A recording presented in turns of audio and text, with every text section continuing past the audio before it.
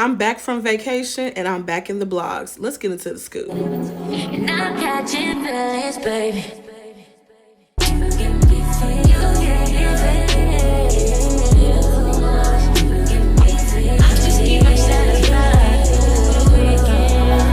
What's up, beautiful people? It's Hershey Sunday and I'm back with the scoop. Now, I know I've been gone, but like I told you in the last video, baby, I've been tootsie rolling across the world, okay? Went to Louisiana, I went to Mexico. You'll see some vlogs on my YouTube, and I'll put a snippet here once it's all edited up. But honey, let's just dive right on into it. The preliminary deal has been reached between the union leaders and Hollywood studios in regards to the strike. Now, as you know, also, this is taken from the Shade Room. As you know, it's been a 5-month-long strike between the two parties, in addition to the SAG actors who joined the strike about a month or two ago. So they reached an agreement. It has to be signed off from the Writers Guild Board and the members before it can be deemed officially over. But baby, it's something. It's progress. And as a writer, a screenplay writer myself, I'm hoping that this is all signed, sealed, delivered, and wrapped up by the end of the year, because we got things to do. Okay, hashtag Chelsea's wish. Okay, look at some previous videos to get a glimpse of Chelsea's wish. But I'm glad that progress is happening. Moving on. All right, y'all. Speaking of progress, let's get into it. Jeezy, and I got this from Neighborhood Talk, was seen in an recent interview, wearing his wedding band. Now, we all know he had filed for divorce against Jeannie Ma, and it was snippets about it being like a cultural, not just a cultural issue, issues in regards to how they view, raising their child. They're two different backgrounds. It was snippets saying that, oh, she would just allow her family to intervene too much. They were all at the house and she would be walking the baby to school and he was concerned about the safety. Basically, everything that should be ironed out before you say the I do's and have you a little bundle of joy, but it wasn't. But it looks like that he's still wearing his ring. We haven't heard any other rumblings. I looked on her page. She still has Jenny Mai Jenkins there. They still follow each other. You just don't know. Maybe it's something that could be worked out. I hope it can. I know she was getting a lot of flack, chat, because, she made that dark meat on the side comment. We all been talking about it for weeks now. When it first happened, and then it resurfaced when it was told that he had filed for divorce. And for a man to do that, everybody was just kind of like, what didn't really happen? But I do hope that they work it out. I mean, you married now, you, for better or for worse. If it's something that can be salvageable, hopefully they can do that. So I'll keep my ear to the streets on this. Like I said, he's wearing his wedding band. Yes, he is still legally married. Somebody had mentioned in the comments, like, well, he is still legally. We know that. But once a person be like, you know what, this ain't for me no more, the wedding band is usually the first thing they fling off.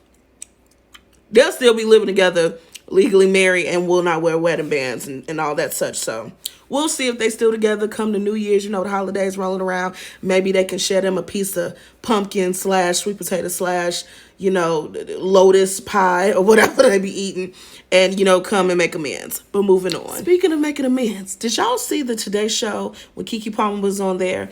She was on there being interviewed by Hoda and Jenna Bush Hager. I keep forgetting she then got married, but they were on there, having a nice little casual conversation, talking about the Beyonce concert. Now, you all saw that during her birthday, she had went out to dinner or lunch or wherever with Darius, her child's father, her man child, and they went to the Beyonce concert, and she was just talking about that. She was very crafty on how she kind of was ducking and dodging these questions, but Jenna, I think, got right to the point, was like, so y'all still together? And Keke let out a big old, girl, mind your business. Like, I'm going to take a cue out of Beyonce's, page, and mind your business. Mind your business. Now, she did say in earlier interviews that she would not be discussing, like, her, relationship status and business and stuff like that in detail to reporters or in interviews. So, it's kind of on brand for Keke. They ain't never break up. This was something, it was either a ploy, a scheme Todd set up to promote like her new stuff, her music or whatever, which would have been a really good idea if it was. Or he had a emotional moment, okay? And She had to check him when she got back to the house. They made up, grown folk style, and everything is water under the bridge. Baby, that's your man. Ain't none of my business. That's why when it comes to certain relationships, although I'll be having my 2 cents. Listen, I used to be married. I know how it goes sometimes. Y'all be fighting and twirling. Next minute, y'all twirling on something else. So, what y'all think? Y'all think they still together? I do. I think they still together, and they pretty much are. I mean, she said it without saying it. And as long as you happy, baby, I'm happy for you. If you like it, I love it. Moving on. Now, before we get into the Jonathan Majors referring to Megan Good as the missus, before we even get into all that, get into Lorenz Tate. That man, thank you to that man. I can't say he my man because he married. I don't need his wife flying out here to beat me up. My Chicago muse, fellow Chicago brother, this man is going to be forever fine. And for all the short men who always screaming about all women all want a short man, he's an example of a shorter man. I could be 6'4" and I would still be trying to get with Lorenz Tate, but that's neither here nor there. Let me get the story. Now, they were at some gala or event where Megan was being appreciated. I'm not exactly sure what. I should go back and look, but it really doesn't matter. And he referred to her. I guess he was like, "Oh, honey, do you want to say anything?" And he was like, "Well, y'all heard my missus. I stand by whatever she said." And yeah, everybody is kind of speculating, did y'all get married? I've been looking at the records for like marriages and stuff like that online in Dallas, Texas, and in LA. I haven't seen anything pop up. But if they got married, great. I don't think that they're married. I think that this was a term of endearment, if anything else. But what do y'all think if they tied the knot? Do y'all think they'll make a good power couple? Let me know in the comment section. Moving on. Speaking of relationships gone wrong, like Drake and Charlamagne yet again are in the news or in the blogs because they can't seem to like stop talking about each other. Charlamagne is talking about their, three types of men in this world. One of them being like a Drake Keisha, something like that. Drake Keisha is talking about Charlamagne, think that he looks like Morris Chestnut. He's the off-brand Morris Chestnut. First of all, do not part your crusty lips. Okay, no offense, they might be moisturized now. But don't be parting your lips talking about Morris Chestnut. Don't bring him in this. Don't bring him. He ain't did nothing but be chocolatey and good to all of us. Like, don't bring him into this. But they're into it over, I guess, this new song that Drake has. Drake was also into it.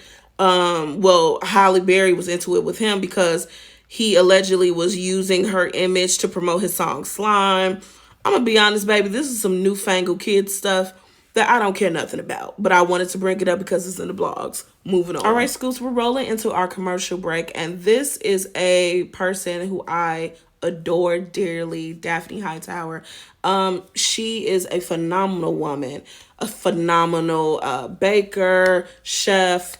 She does everything she can to not only help her family, but her community. She does amazing work, but she is needing some assistance to help her as she fights the huge fight of cancer. Okay, we all know how horrible cancer is and how it depletes everything, health, finances, emotional health, all of these things. So if you have anything to give, I put the link in my bio. It's in my link tree. Go ahead and click on the link in my bio. I'm also going to tag her. Give what you can. It will be much appreciated. She's a phenomenal woman. Absolutely great person. And I, want to put it out there so that it's able to have some eyes in it, things are, rolling around. The holiday season are rolling around. We all know that everything can be, a little bit stressful during these times, but even more so if you are trying to stay healthy and fight for your life. Again, the link is in my bio and it will be very much appreciated. Daphne, love you so, so much. Let's go to our next commercial. All right, beautiful people, it's Hershey Sunday and I'm back with the scoop. You want to know what helped me when I was in New Orleans? Tootsie rolling all through Canal Street, Bourbon Street, just drinking like a fish without a care in the world. Anti-Elixir. It is the first beverage that helps alleviate the feelings of a hangover, okay? Has a delicious fresh ginger taste. You can also mix it in with your alcohol and it helps. I'm telling you, it is some of the best stuff. So head on over to antielixir.com or amazon.com, type in Anti-Elixir and get you a case. Let them know Hershey Sunday sent you. Peace. All right, Scoops, thank you for coming back from the commercial break. I told you we got a lot to talk about because a lot has happened. Kerry Washington is in the news. She is promoting her new book. It is called Thicker Than Water. It's her memoir. And she recalls learning, she's 46 years old, she recalls learning that her dad is really not her biological father. Now get into this. Y'all remember the show Finding Your Roots? It's on PBS, Channel 11 for all the Chicago folks, hosted by Henry Gates. She wanted to see where her DNA was, to connect with her ancestors, learn about her ancestors. A lot of celebrities go on the show for that. Now, before any filming was taking place, though, Kerry Washington's mother, Valerie, and Earl, who is her father, or whom she thought was her father, reached out to him and was like, hey, let us break the news to her. We need to have a sit down, talk about it. Child, turns out they were having fertility issues, and they used an anonymous sperm donor in order to conceive and henceforth get pregnant with Kerry. She never knew any of this. And she said, and I quote, I didn't know what my story was, but I was playing the supporting character in their story. Goes on to say that they weren't pleased that she put it in her book, but they did support her decision. Scoops, let me know what you think in the comment section. Would you tell your child if the parent that they thought was their biological parent wasn't? Like, if they were, a sperm donor, or if they were adopted, would you go on to tell them that at a age where they could receive the information? Would you tell them anything, or would you say, hey, we are family, you are my child, there's nothing to tell? I'm looking in the comment section of this post, and some people are divided, but you let me know what you think in the comment section. Moving on. Speaking of kids, okay, let's talk about it. Let's have a conversation, because it seems like it has been the hot topic of the week. So a teacher who goes by the name of QB Ski, he's on TikTok, made a video, and honey, it has went viral. And it's in regards to the students being 3, sometimes 4 grades behind. And him saying, like, this isn't just a COVID issue, so don't blame COVID. Your kids have always been behind. And it's an issue in education. He teaches 7th grade. He goes on to say, how do you not know your kids are reading at a 4th grade level when they're in 7th grade, or 3rd grade level in 7th grade? Like, why are you not aware of your kids' educational level, their reading level, math level, what have you? Oh, baby, this was the video heard around the world, around the playground, around the PTA meeting. People definitely feel away. Now, it's the teacher's fault. It's the parents' fault. Oh, you're so hard on the parents. Y'all supposed to be educators. You went to school for this. Why don't my kids learn anything? The teachers are saying, yes, we did go to school for this, but what we did not go to school for was to be underpaid babysitters of your bad kids. And these things do need to be reinforced in the home. Can't sit them in front of a TV while you go off doing whatever. And then you got the parents, saying, well, they don't have the luxury. You know how this economy is. And someone else brought it to my attention this point. Hold on. A fellow Hershey, Hershey LaCour gave such a good explanation on viewpoints, on the parents' viewpoint, to the teacher's viewpoint, to the people who don't have kids like myself, our viewpoint, some of our viewpoints, And he gave a really good, if you don't follow him, go ahead and follow him on TikTok. But he gave such a well-detailed explanation of basically, look, you have a lot of moving figures in this, because on the one hand, you have parents who are all feeling the pinch in this economy. And we all know it to be true. Trying to make ends meet is getting harder and harder for a lot of people. Middle class ain't as middle as it used to be, okay? Everyone is struggling. So if you have to work an 8+ hour job, plus come home and try to teach new math and new ways of doing it, like, to keep up with all of this is difficult. Then you have teachers trying to manage 25 to 30 students every day. Some of them with behavioral problems that have never been addressed. Some of them in situations at home and they act out. Some of them have learning disabilities, have not been addressed. I mean, the list goes on and on. They're being underpaid for what they're needing to do. They don't have time to give the attention to each and every student. If you have a classroom of 25 kids, and that's being very modest because some of them have more, even the best of students, everybody's not going to be able to get the same education at the same time. Plus, everybody learns differently. We all don't learn the same. We all don't pick up things the same. And your time frame of when a child or a student should pick up, something new or learn this may not be in their natural time frame. But you got to keep going because the school year is just going to keep going. Like, we don't have time to slow down for you. What do y'all think in the comment section? What are your views on it? He made a good point of it needs to be a community effort, a better community effort instead of pointing the finger. People have to show up and that includes people without kids too. And then he had mentioned like the people saying, well, if you can't afford kids or spend quality time with kids, don't have them. And he made a good point. They're here now. You've got a lot of states, Texas being one of them, I believe, that abortions are now illegal. The children that are not, aborted and they're born and maybe adopted, who's going to take these children? Somebody has to take these kids. Somebody has to deal with the children. Somebody has to teach and educate them. They have to learn. They have to be able, so it does fall on everybody, or should, in some capacity, right? But you let me know what you think in the comment section. I thought that he had a very good point. It was a very balanced view. He's a parent as well. Him and his partner have two children. So, it's coming from actual parents that kind of know and feel the sting of trying to make ends meet in this economy and still make sure your children have a good education and are learning. So you let me know what you think in the comment section. All right, our last story of the night. A shutdown may be on the way. Now, we all know that everybody has been striking and standing their ground, but honey, it looks like Uncle Sam said, me too, sis. Because if you can't go to Bella Noche's, then where can you go? I don't know why that. Anyway, October 1st may be doomsday as far as a governmental shutdown. Goes on to say that some government entities will be exempt. Social security checks, for example, will still go out. Other functions will be severely curtailed. Federal agencies will stop all actions deemed non-essential. Millions of federal employees, including members of the military, won't receive checks.